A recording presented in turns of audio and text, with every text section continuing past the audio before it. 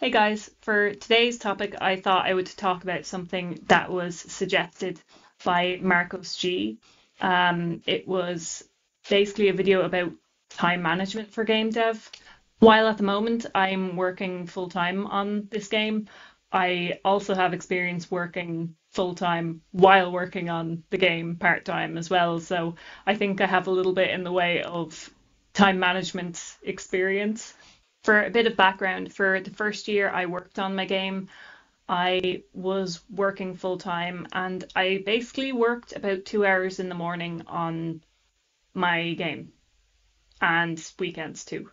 And I understand then that when you have such a short amount of time, it's really important to optimize that time as well. So, one of the first things that occurs to me as quite a big time saver in the overall scheme of things is using tools that you're already familiar with. Now, if you don't have tools that you're familiar with, if you're just starting with game dev, then probably keeping the scope small for your projects. Getting to know a new engine, not having a massive project to begin with. I made the mistake when I was first learning the engine I use, Game Maker Studio 2. I made the big mistake of trying to make a big game with it. And both times I tried to make a big game with Game Maker Studio, I stopped trying after a while because it was too big in scope for my knowledge. But the good thing, at least, is they did build my knowledge. I just never finished those projects, unfortunately. But since then, I've done a number of small things, such as game jams, and I've found that that helps the most to be able to build up a bit of knowledge. So maybe giving yourself a couple of days and then a week or a certain number of hours to work on a game and working on something really, really simple and basic to start with will help if you don't have any tools you like working with yet. But if you do have tools you like working with and you're considering switching tools, make sure it's for the right reasons. Make sure that the tools you're switching to them because it will save you time on your project and it will be worth the time investment of learning them. Because sometimes we switch tools just because they seem like the fanciest thing, or they seem like if we wanted to add way more features down the line to our projects, then we could. But that's also allowing for a little bit of feature creep in your mind already at the start of your project. So at the same time, you don't want to be limited by old tools that you're just used to working with. So if you're using something and you know it's going to cause you hassle down the line, just make the switch earlier and maybe get a small project under your belt before you decide to take on much bigger projects. On another note, if you're using bad tools and they feel clunky and they take you ages to use, and you're using them because they're free, at some point it might be worth the monetary investment of getting a better tool. I bought Sprite for pixel art pretty early on into developing this game, and it just saved me a lot of time and effort in the long run because I really like working with Sprite. And it was like less than €20. Sometimes making a small monetary investment for a better tool is really worth it. My second point is going to be don't maximize your skill set. And what I mean by this is, say for me, my main skill point that I came into game dev with was art. So I did a lot of oil painting before, and I've basically been drawing for the last 15 years of my life. And I've pretty much been a self-defined artist for a very long time now. But the first couple of games I made, I tried hand painting them. And when I say hand painting them, I mean I literally painted them traditionally and then tried to animate them traditionally. It didn't go well. Don't do what I did.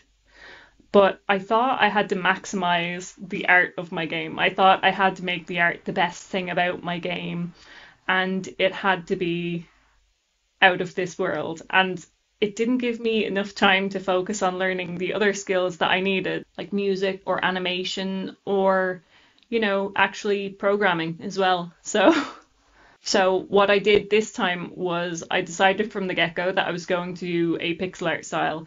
And at first I made it lower res than I kind of planned on making it. So I tried for a really simple style, and then I decided eventually just to make it a little bit nicer because I figured I had the time to do that.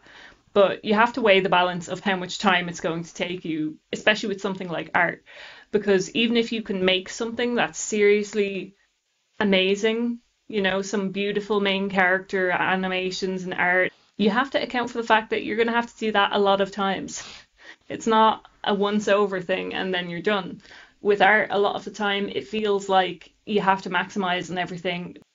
But it's worth noting that it's more important to have an overall theme, an aesthetic, and feel than it is to have one thing be insanely amazing about your game. Another thing that will save you time is don't be afraid to use placeholders because something that I found myself doing when I started game development with my first few projects was I would stop midway programming so that I could create a part of the UI or a piece of a menu or something new that I needed to add. And that effectively took up a lot of time because I was multitasking so much and I could have just been saving my time focusing on the one project and then making all of the UI I needed in the end. Because there's the possibility that you're going to have to change around some of these things anyways, and a placeholder saves you the time of worrying about changing around those things. Now, my one key with placeholders, and I especially do this when it comes to music, is use ones that seem really out of place so that you won't forget they're there because you might get too comfortable with a placeholder. You might think, you know what, this actually looks pretty good, or this looks fine, this'll do. But the truth of it is, you want to choose things in a pretty intentional way so it all fits together. Because I'm not excellent with music, I chose some pieces of music to put in my game as placeholders to test the music system that don't really sound too in place. And that way, when I change them out for my own music, it sounds a bit better and it makes me feel a little bit better about making my own music. But also, it makes me excited to get to the point where I can make my own music for it. But also, it helped me to not forget to add my own music instead of the placeholder music. So, yeah, have really weird, out of place placeholders because otherwise you might forget they're there. When it comes to planning, I think everyone plans too strictly for the most part.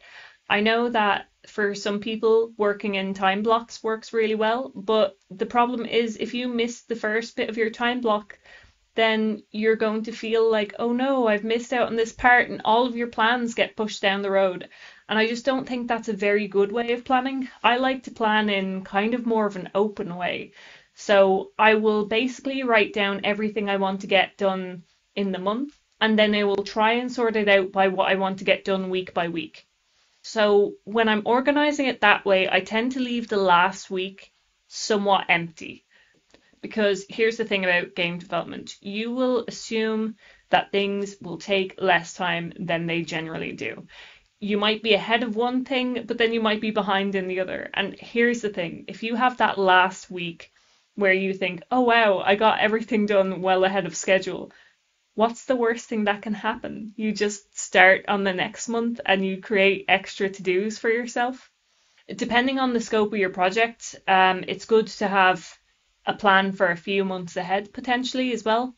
So if you're doing only a small project, then you probably don't have to worry about planning 3 to 6 months ahead. But if you're going to be working on what you're working on for a number of years, it's good to have a rough idea in place of what you want to get done at least in the next 3 months. And again, at the end of each month, leave about half a week free where if you need to catch up, you can catch up. And I just want to add on to all of that as well. I don't have it written down in my notes, but I just want to add it. Um, if you just wish you had more time and things just feel like they're moving really slow, celebrate your wins, be kind to yourself and, you have to acknowledge that a game takes a while to make. It's going to take a while to make. And if you don't have that much time, if you're only working at it for a couple of hours a day, maybe just, look at screenshots, keep a few screenshots of maybe each month's progress so that you can really see it being developed. Because it's really hard to see that something's coming along if it's taking you a long time. And sometimes you just need to see the visualization of something really coming together. And basically, just small clips of gameplay could help you to see how much your game's come along in a short amount of time as well. Because the truth is, it's not about getting the most amount done in a day. It's more like if you can stay consistent with something, then you can make something pretty good. Just remember to keep decent scope in mind because especially if you're a solo developer, you're one person. You're not an entire team. You're not going to make an MMO of grandiose proportions. So just keep that in mind. So I hope that helped. I'm not the world's greatest at time management myself, but I'm pretty good at the whole consistency thing and the whole actually continually developing things all the time thing. So I hope this helped in some kind of way. So thanks so much for watching. I hope you have an awesome day and I will see you again.